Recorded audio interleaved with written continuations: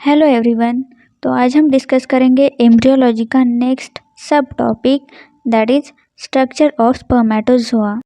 जैसे कि हम सबको पता है एक स्पर्मेटिड का स्पर्मेटोजोआ में मैच्योरेशन होता है।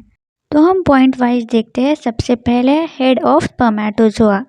It is formed from the nucleus of a spermatid. जो हेड होता है स्पर्म का वो स्पर्मेटिड के न्यूक्लियस से बनता है, मतलब उसका मैच्योरेशन होता है। Head is covered by a cap like structure called acrosome. Head एक कैप लाइक स्ट्रक्चर से कवर होता है जिसको एक्रोजोम कहते हैं। और एक्रोजोम किसका मॉडिफिकेशन होता है? स्पर्मेटिड के गोल्जी apparatus का।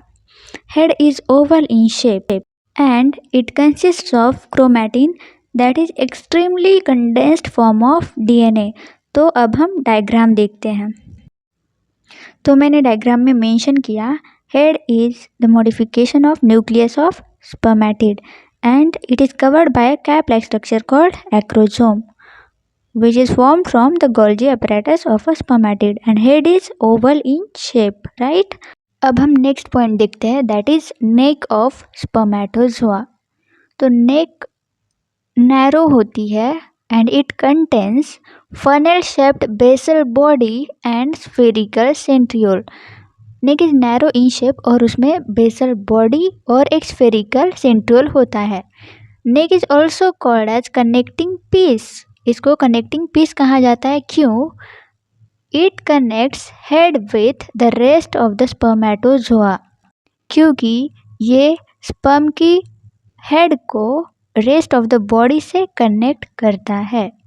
Chief structure in neck is basal body which is made up of 9 segmented rod-like structures, each of which is continuous distally with one cord fibril of the axial filament।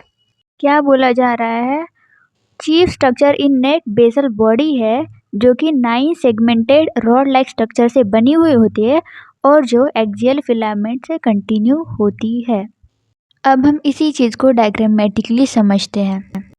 So you can see here basal body जो कि नेक में present है, it is made up of 9 rod like structures और neck में spherical centriole भी present है and neck connects head with the rest of the spermatozoa. अब हम नेक्स्ट पॉइंट देखते हैं मिडल पीस के बारे में। It is located between neck and tail of spermatozoa.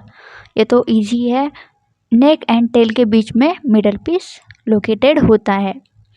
It's sheath is formed from mitochondria of spermatid.